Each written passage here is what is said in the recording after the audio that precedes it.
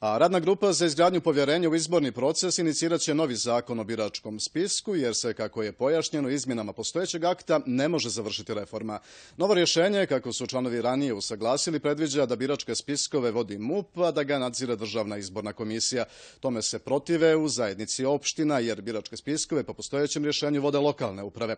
Mnogo je spornih rješenja i predloga, ali se poslanici i NVO sektor nadaju da će na jesen na stolu imati dobar zakon koji će biti po evropskim standardima. Više od 6 sati radila je radna grupa za izgradnju povjerenja u izborni proces i tek su na početku obimnog posla. Ali optimisti su da će na jesen dobiti dobar prijedlog zakona. Radna grupa inicirat će novi zakon o jedinstvenom biračkom spisku jer se izmjenama postojećeg akta ne može završiti reforma.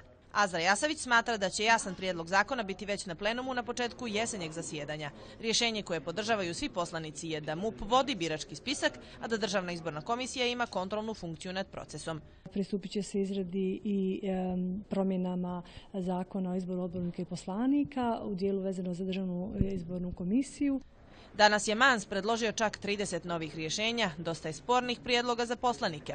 U DPS-u insistiraju na tome da valja naći rješenja koja su primjenjiva na crnogorski sistem.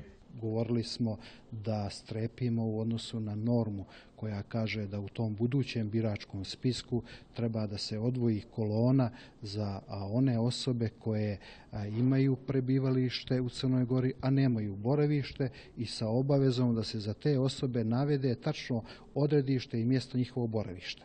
Mi smo skrenuli pažnju na jedno od najosjetljivijih pitanja koje imamo u ovom dijelu, a to je to pitanje prava glasa naših takozvanih radnika na privremenom radu u inostranstvu. Pozitivno je najspornije to što bi MUP prema postojećem rješenju kontrolisao sam sebe. Ministarstvo unutrašnjih poslova ima upravnu inspekciju u čijoj nadležnosti jeste inspekcijski nadzor nad ovim zakonom. Ja smatram, odnosno pozitivno smatra da je potrebno pristupiti izmjenama uredbe o organizaciji i načinu rada državne uprave i upravnu inspekciju smjestiti u nadležnosti Ministarstva pravde. Reakcijom sam zadovoljna upravo onako kako su i prošli naši amandmani polovično. Nadamo se da će ovaj zakon predstavljati veliki iskorak naprijed, iako postoji još mnogo prostora da se unaprijedi. U toku rasprave Demokratski front poručio je da se mora definisati to da neko ko glasa u drugoj državi ne može da glasa i u Crnoj Gori.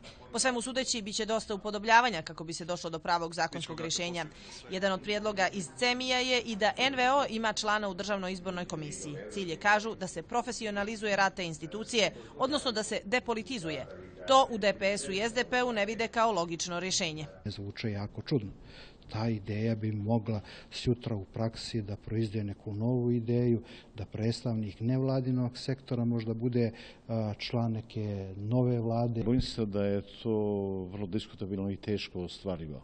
Jer koji članovi nevladine organizacije, kako da organizujete tu selekciju? Da budu ljudi koji jednostavno, barem u posljednjih 10 godina, nemaju nikakvu